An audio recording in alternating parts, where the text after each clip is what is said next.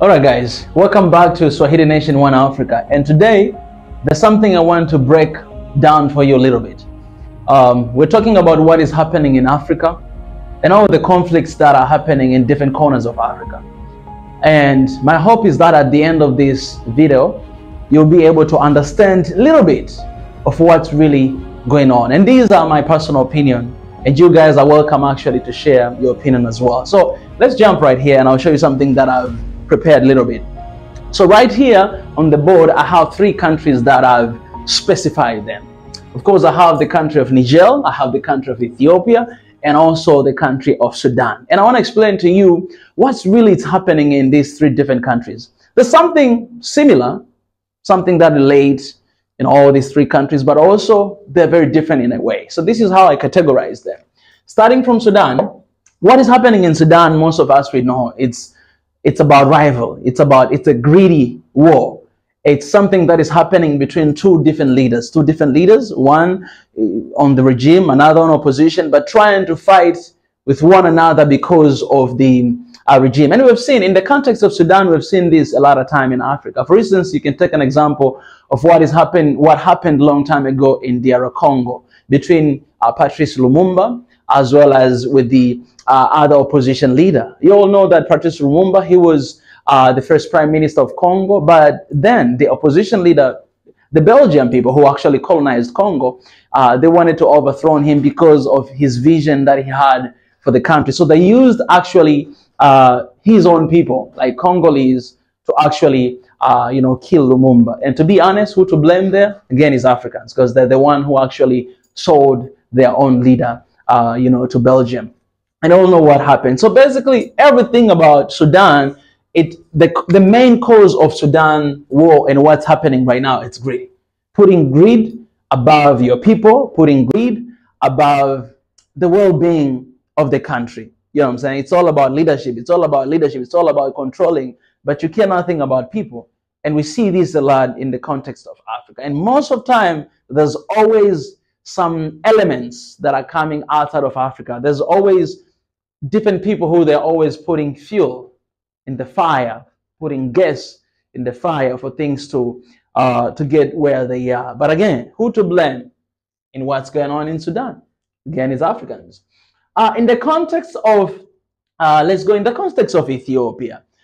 We have seen this for so long time. It's about tribalism. It's about ethnicity. It's about between 2 different tribes. And this started a long time ago, all right? It started a long time ago when every time when you see, let's say, Amhara on the regime, then there's always complaint about the other tribes to be undermined, to be mistreated. Every time you have, let's say, Oromos in the regime, you have complaints from Amhara and Tigray and other ethnicity to be undermined and all those stuff. The time that you had Tigrayan in the regime, we all know that for the past like 30 years, they had this regime of Tigrayan, and you had a lot of casualties, a lot of death, a lot of stuff related to other tribes. So in the context of Ethiopia, it's very complicated, to be honest. I'm not claiming to know everything, but from what I've learned for the past couple of years, it's basically there is no peace among all these 3, I would say 3 main tribes that are there in Ethiopia. Not to disregard other tribes, but there's always been conflicts among each other. And what is happening right now, basically something that is related to Amhara tribe as well as Oromo's tribe. We see on the news, we see what is happening right now. I've been talking to my friends. You see, people from Amhara, there's a huge claim that, have been killed, have been mistreated because there's been dominance of Oromo's people in the government and all those stuff. So there's a lot of things that have been happening, and people have been really hurt with what is happening in Ethiopia right now. And the biggest question is, when this issue is going to end. Because personally, Ethiopia is the country that I love, something that I cannot say otherwise. I love this country so much, and we've always been praying and standing for Ethiopia. And my hope and my belief is that to see all these things come to an end. But this is the main cause of what is happening in Ethiopia, all the mistreatment and everything that is happening. And when you listen to all the sides, when you listen to Amhara, when you listen to Oromos, when you listen to Tigray, when you listen to other people, you feel their pain, and you feel why these things are happening. You know, sometimes you may not even understand, but you see the point, why it is the way it is. And for me, as an African, or as someone who wishes the best for Ethiopia, it's just to hope that the country will come back together, because what is happening right now, it's not beautiful. It's not well. It's always not well. So in a way, you can say what is happening is between people and the government. And when I'm saying people, I mean right now, Amhara, people who actually they're Ethiopian, and between the government as well, because there's a lot of claims from Amhara people and a lot of evidence that points out that something is happening between the government and the people as well. And it's something not to ignore. And also in the case of Niger. So in the case of Niger, for me, I call it, this is liberation fight. Liberation fights, in a way, it's between Niger as a country, or the people of Niger, and the West. But not only the West, I think I can add here ECOWAS as well. ECOWAS, some of the African organizations. So basically what West wants with everything that is happening is the same thing what ECOWAS want. And that's why I have a problem with ECOWAS, because West, they're saying you guys are jeopardizing democracy. ECOWAS also, they're saying the same thing, you guys are jeopardizing democracy. But all of these two sides, they do not regard that what is happening in Niger, the people of Niger, which is the most important thing, this is what matters the most than anything, than what ECOWAS say, than what West say, even than what COUP say. It does not really matter. If the people say, we want this, people should be able to go after that. You know what I'm saying? So everything that is going, I would say, Niger versus West and ECOWAS as well. So it's a liberation fight. We see the only thing that Niger people want is that they don't want interference of the Western countries that for so long time, France, US have been there, have been interfering in their matter, and we have seen nothing but chaos every single time. So they want to liberate themselves from that. They want to get out of this neo-colonialism, and they say, leave us alone. So, you know, the coup have taken over the government, you know, and they're trying to lead the people the best way they can. So basically it's coup and people versus Western countries and ECOWAS, and you can add AU and whatever it is there. But in all these fights, so what are the similarities in all these three different cases? The similarity is that all of these are conflicts that are happening in the mother continent of Africa. All these are conflicts that are leading to people dying. All these are conflicts that are taking away the economy of the countries and, you know, lead casualties every single time. All these are conflicts that are drawing us backward instead of pushing us forward. All these are conflicts that are leading to underdevelopment and not really development of this great nation. All these are conflicts in the countries that are highly blessed. In all these contexts, you see that and for example, in Sudan, this is one of the really big country. Ethiopia, the same thing, you know, the second largest population in Africa.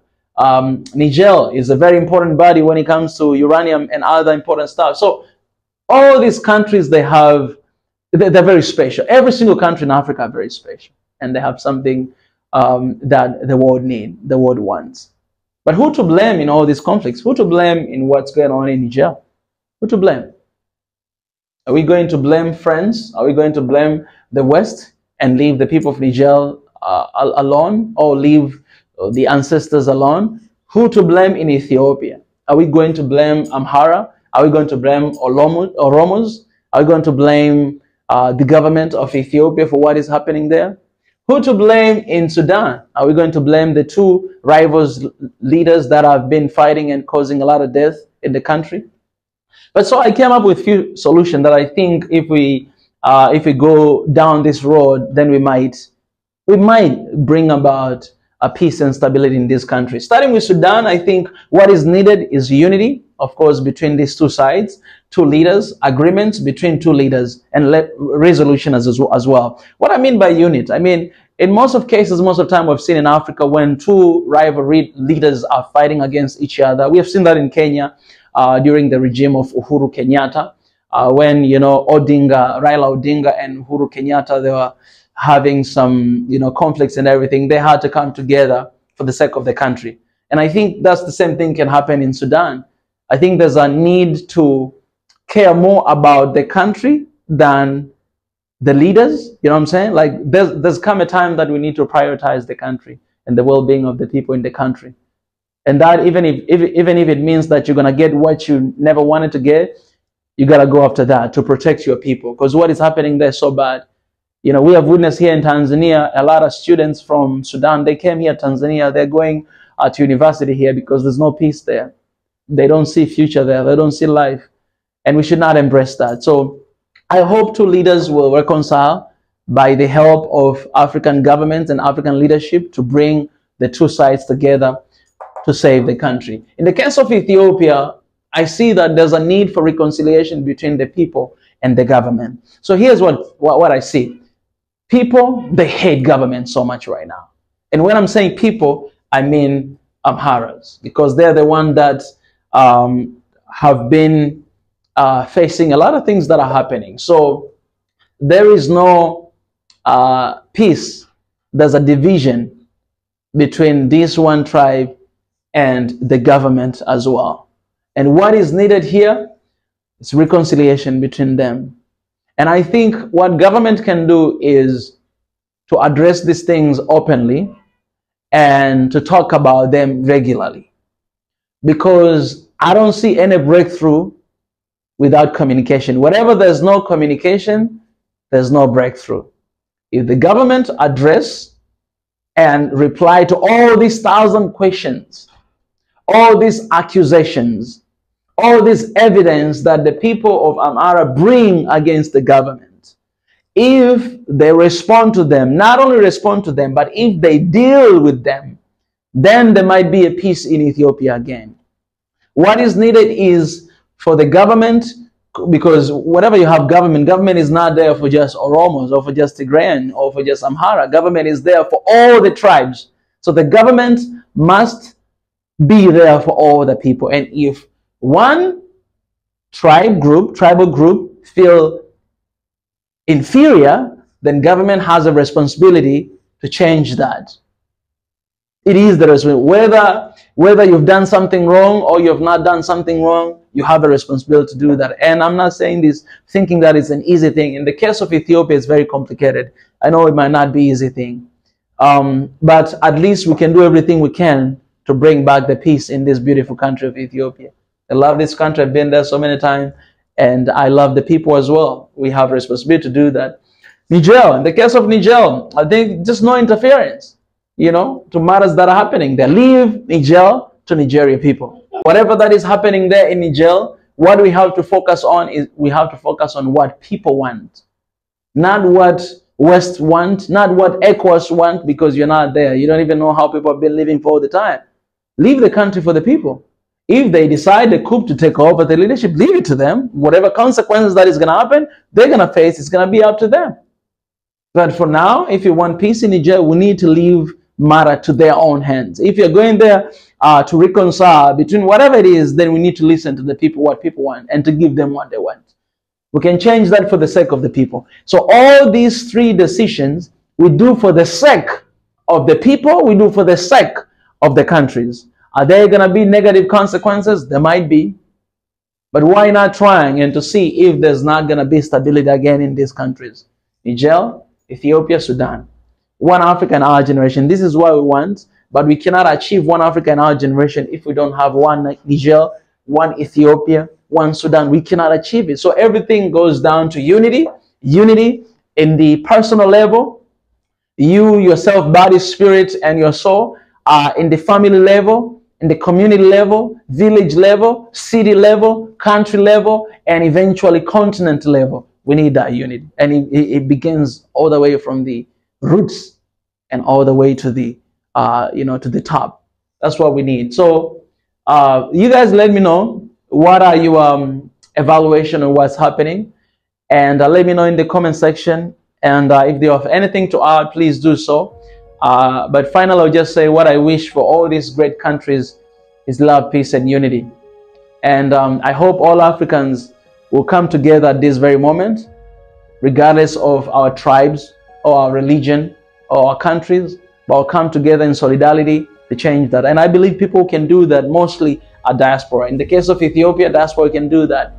It's time to come together outside, because you guys are not in the country or outside, but it's time for you guys to come together to show that unity.